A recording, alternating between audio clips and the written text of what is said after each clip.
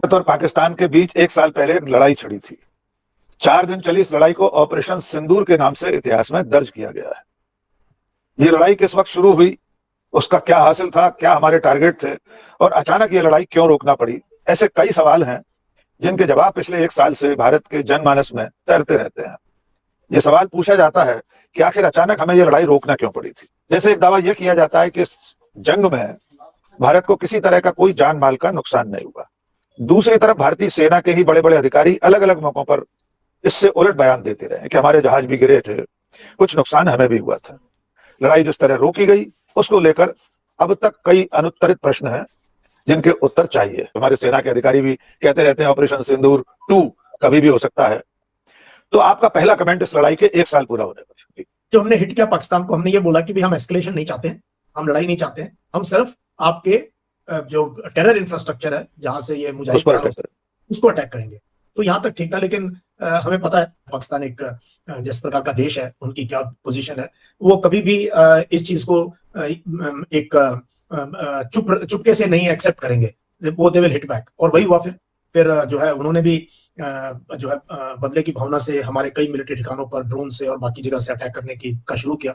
और वहां लड़ाई एकदम खत्म होने का भी बड़ा अजीब सा तरीका था कि आधा घंटा पहले रूबियो का ट्वीट आता है, ट्रंप का ट्वीट आता है, फिर रूबियो का ट्वीट आता है कि बोथ साइड्स हैव एग्रीड और हमने लड़ाई रुकवा दी। और 5:35 पे हमारे भी फॉरेन सेक्रेटरी ने जो है बोला कि सीज फायर हो गई। एयर मार्शल अवधेश कुमार भारती ने कहा कि इस लड़ाई में किसी भी तरह का जान माल का नुकसान नहीं हुआ, न तो हमारे किसी तरह का सैन्य सामग्री का, न किसी इंसान का।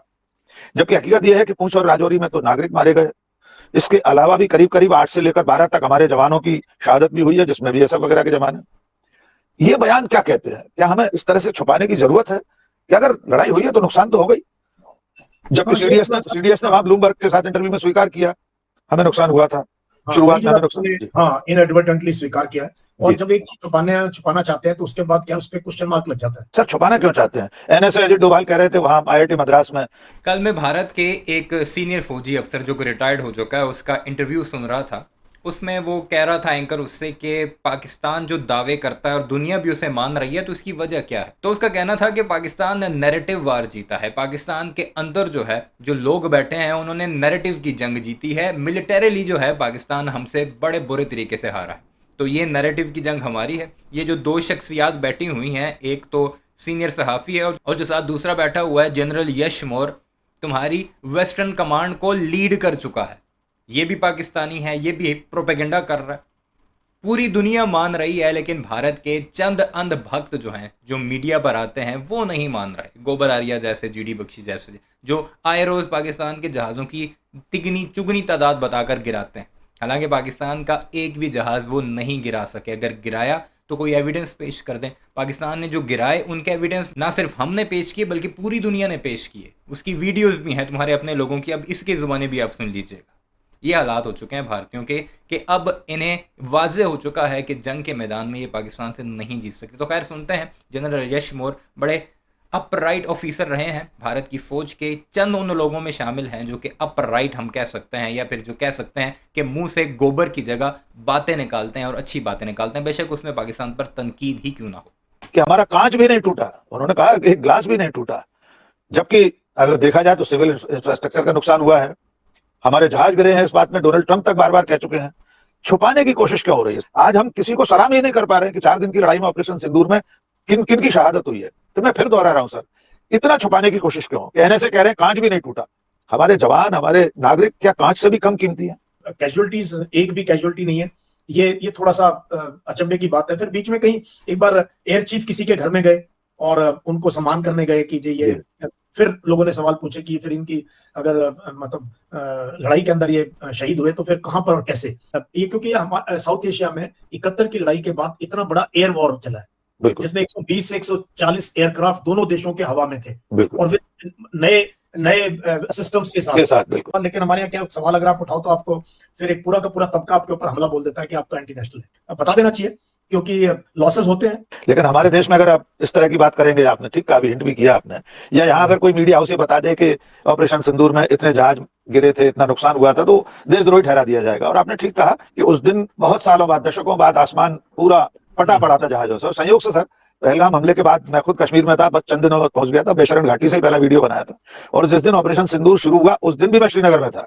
जैसे ही आधी रात के बाद सूचना मिली, मैं 6:30 बजे जैसे सूरज होगा डल झील से खड़े होकर मैंने पहला वीडियो बना दिया था 6:30 बजे।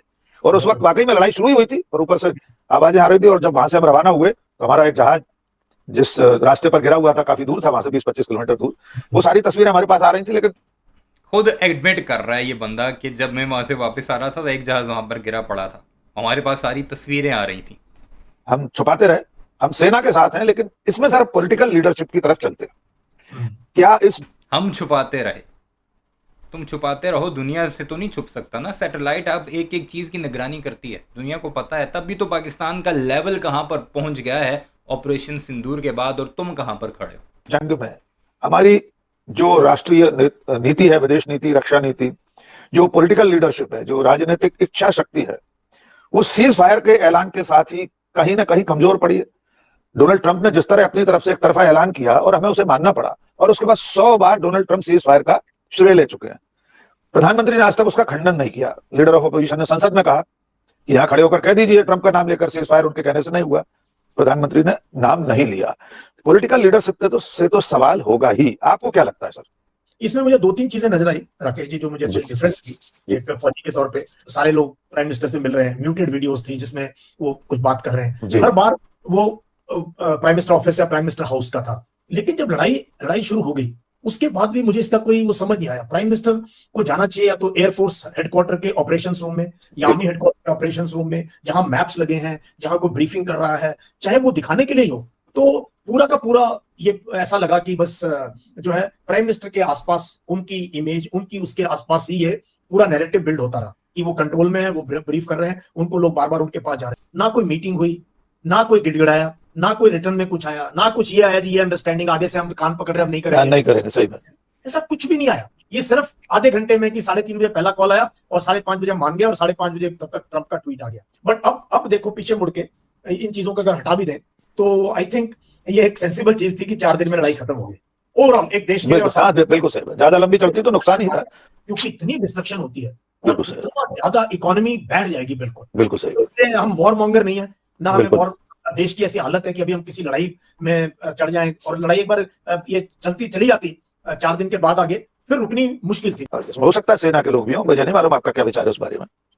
लोगों ने कहा ये मौका था, हम पाक अधिकृत कश्मीर भी ले लेते, हम और आगे बढ़ जाते। हमने कहीं जमीन पर तो सीमा पार ही नहीं की है। वो गोदी मीडिया बाबू हमारे टैंक्स वगैरह हम कहीं एक्सेप्ट एयर डिफेंस बिल्कुल एंड एयर एसेट्स, एविएशन के एसेट्स, उसके अलावा हमने कहीं मोबिलाइज भी नहीं किया। बिल्कुल नहीं किया। कि क्या ये कभी मुमकिन है जिस तरह का रक्षा मंत्री कह देते हैं हम पाक अधिकृत कश्मीर ले लेंगे, अमित शाह कहते हैं हम एक ना एक दिन पीओके पर कब्जा कर लेंगे, तिरंगा फहराएगा, संसद में खड़े होकर कहते हैं।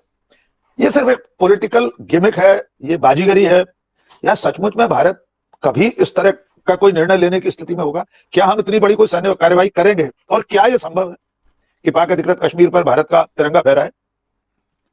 देखो राकेश जी, मैं इस पे क्वेश्चन कई बार आंसर दे चुका हूं अलग अलग प्लेटफॉर्म पे, अलग अलग तरीके से। देखो अगर सिंपल एग्जांपल में, जिनको पीओके चाहिए, किस लिए चाहिए मुझे समझ नहीं आ रहा। ठीक है, हमारा डिक्लेयर्ड वो है कि जेएंडके का वो हिस्सा है, लेकिन बहुत पहाड़ी और दुर्गम इलाका है। कारगिल में हमने अपनी जमीन उल्टी ली है। लोगों को बता दो, बार बार भी हमने अपनी ली, किसी की नहीं ली, कोई गांव नहीं है पाकिस्तान, अपनी ही जमीन वापस ली, जिसमें कि हम हमारी नजरअंदाजी से पाकिस्तान बैठा हुआ था उसके ऊपर। उसमें हमने 500 से ऊपर सैनिक हुए, 1500 से 2000 जख्मी हुए, 1.5 महीना लगा। और यूएस का प्रेशर, ये प्रेशर, वो प्रेशर के बाद जाके जो है सीज फायर हुआ उसमें। ठीक है, लड़ाई देख लो, मई की 3, 4, 5 तारीख को शुरू हो गई थी, कहीं ना कहीं छोटे मोटे, फिर फुल स्केल वॉर हो गया था। ये मैं बताना चाहता हूं, जिनको बहुत जिंगोइस्टिक है ना, रेटोरिक है, खून चाहिए, ये चाहिए, और पता नहीं कहां से ये उन्माद है, उनको बता दूं कि पहाड़ जवानों को खा जाते हैं। माउंटेन्स ईट ट्रुप्स। बहुत बड़ी बात। बहुत, मैं सैनिक रहा हूं और मैंने पुंछ में भी काम किया, 3 साल मैं पुंछ में रहा हूं राकेश जी, और मैंने ये पीर पंजाल रेंज को मैंने पैदल सर्दियों में पार किया। अंडरस्टैंड करता हूँ क्या वो है, ऐसे यंग ऑफिसर मैंने देखा है। और तो कितनी कुर्बानियां देने के लिए हम तैयार है, और किस लिए ये सवाल पहला है। फिर ये पॉलिटिकल, ये आपको पता ही है, राइट विंग का बहुत ये अखंड है, वो है, बोलते बहुत है, जमीन पे करना बहुत मुश्किल चीज है। ये पता नहीं लोग क्यों नहीं समझते हैं। पाकिस्तान एक अच्छी खासी मिलिट्री पावर है। आज मैं की न्यूक्लियर की बात तीसरी बार करूंगा। बिल्कुल सही, उस पर आएंगे सर, आएंगे। उनकी एयरफोर्स, उनकी नेवी, उनकी आर्मी, एज अ प्रोफेशनल, मैं पॉलिटिशियन नहीं हूं, मैं रैली नहीं कर रहा हूं वोट लेने के लिए। सही मैंने बात, कोशिश आपको करता तो हूं सच कि बोलना है। सच में भी दबे हुए उस टाइम कम से जी। कम ये होता है असल फौजी, ये होता है असल ऑफिसर जो दुश्मन को भी रिस्पेक्ट दे, जो बताए अपने लोगों को कि ये नहीं है कि हम यहाँ से घुसेंगे और पीओके खींच के ले आएंगे। इतना आसान नहीं है। पाकिस्तानी भी जो मकबूजा कश्मीर है उस पर कब्जा नहीं कर सकते, क्योंकि दोनों न्यूक्लियर पावर्स हैं।